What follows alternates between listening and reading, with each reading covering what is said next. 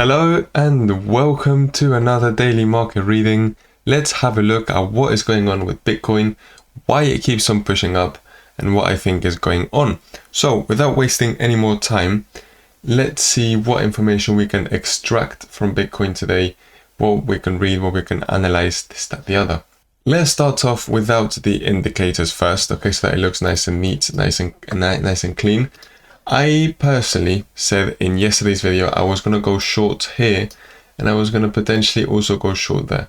So this was my little box where I was going to go short on Bitcoin. I'm not necessarily going short on other coins.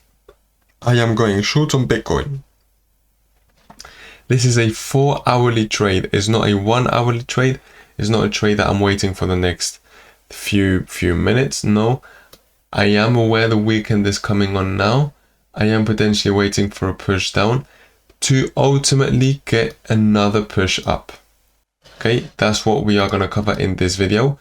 But I just wanted to let you know that we have gone short at around 62,200 at around this area, which I will tell you exactly where in just a second. I've got my second order, the second place where I'm going to be averaging out my trade so that my entry point is at around there.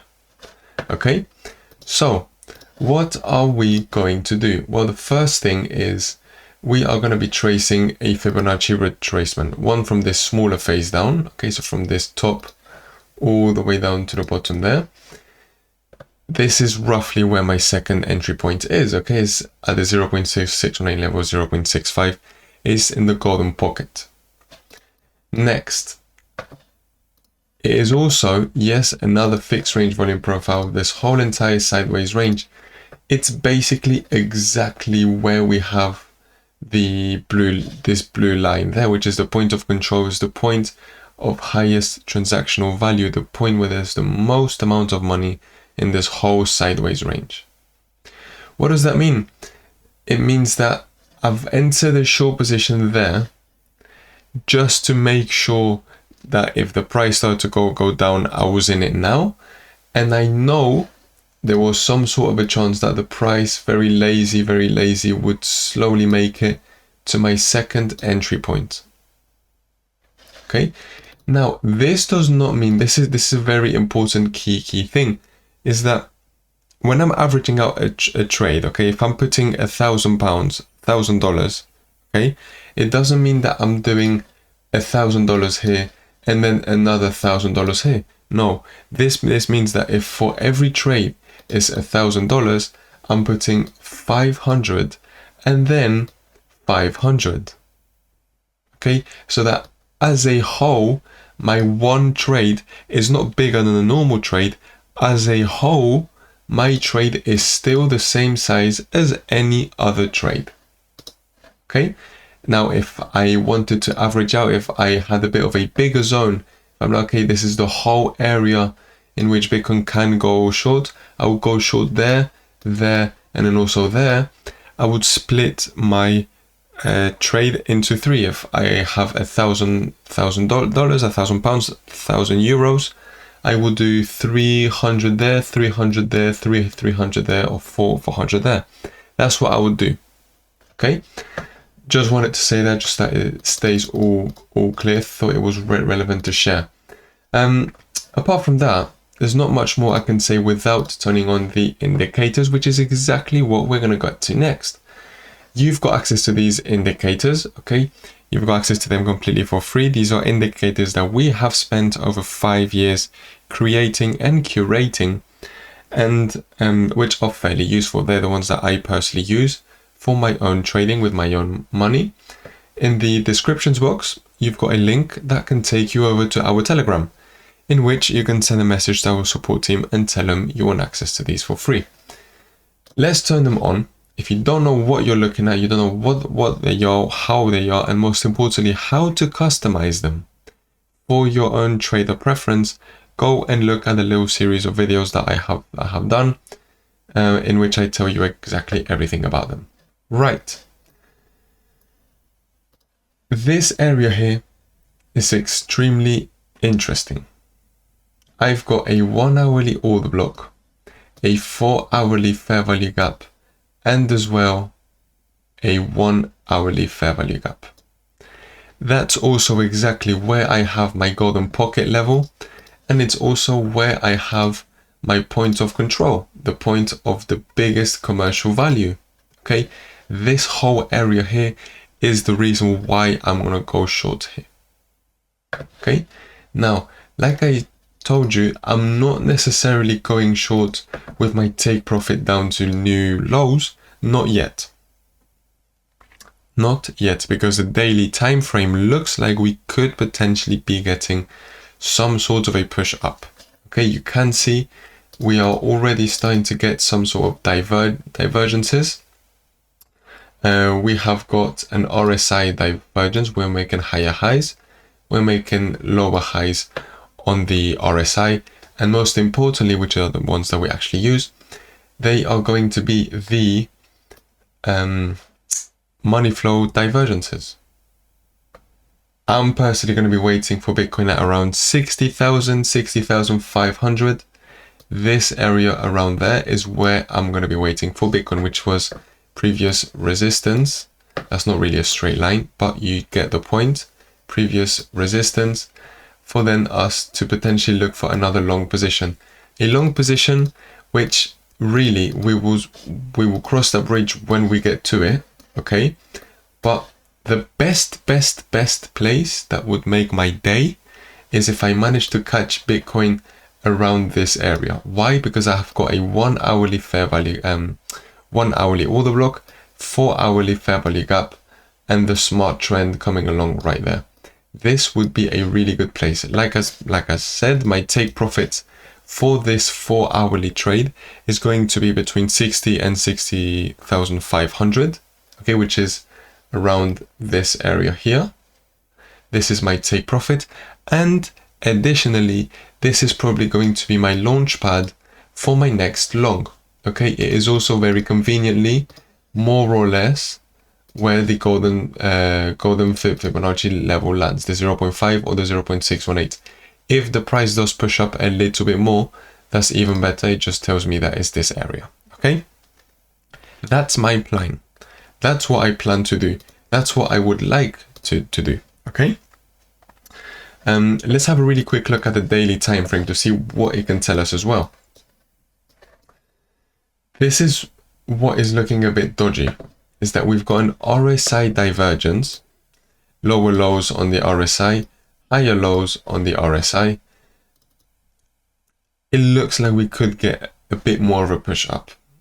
Okay, a bit more of a push up until where? Well, we're just going to do the exact same thing, apply the exact same logic that we have been doing up until now. First off, I don't know if you were watching my channel, you probably weren't. When we were at around this area, my entry point did not get hit. Why? Because I was actually waiting for the price to touch this fair value gap. The price didn't touch the fair value gap, which means I got left out of this push down.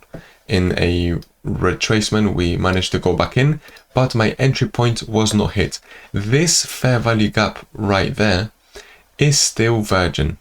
Okay, it has not been touched yet. Okay, so what am I hoping for now? Well, I would love to see the price of Bitcoin go above this recent high, grab a little bit of liquidity, touch my fair value gap, this time actually touch it, and then at the same time touch the smart trend. Okay, that's what I would be waiting for. Now, of course, you know I absolutely love these sort of things. We're going to trace a fixed range volume profile, and we're going to see something very, very interesting. We've actually got one first resistance before that. That's going to be 65,000. If Bitcoin manages to go above 65,000 and close candles above it, perfect, amazing. This is just telling me that my daily market reading and my daily time frame reading means that we could potentially get another push up. Another push up where? Like I just told you, above this recent high, touch the fair value gap, and it would mean a slight deviation of this blue line. What is this blue line? It is the point of control. It is the point with the highest transactional volume in this whole macro range in which the price has been in. Okay, so you might think, why is he waiting for a little price deviation? Because price deviations happen, okay? The price doesn't always come and kiss exactly the point of control, and that's it. You can see there, it was slightly out and then came back in, slightly out and then came back in, slightly out and then came back in. Exactly the same sort of thing there. You didn't spend much time outside the point of control. You just touched it, you went outside it a little bit, and then you went straight back in. That's what I'm waiting for Bitcoin to do. I would like to see the price go up above this high, above this blue line slightly, touch this fair value gap, and then that's the most important thing. That's why I also was mentioning that this fair value gap is a virgin fair value gap, because it hasn't been touched yet. Okay, when a fair value gap, when a resistance, when a support, when an order block, when anything has been touched again and again and again and again, it's like, right, okay, it's starting to become weaker. The more a support or resistance gets touched, the weaker and weaker and weaker it gets. This one has not been touched yet, which means it's still 100% strong. It's still nice and sturdy, okay? That's basically it, really. That's basically it. Looking at this, we could potentially, might be very tempted in probably next week, sometime next week, look for a potential short position on the lower time frames, because this value area low, which is probably going to give us quite a lot of resistance. It's not going to be easy to break it out.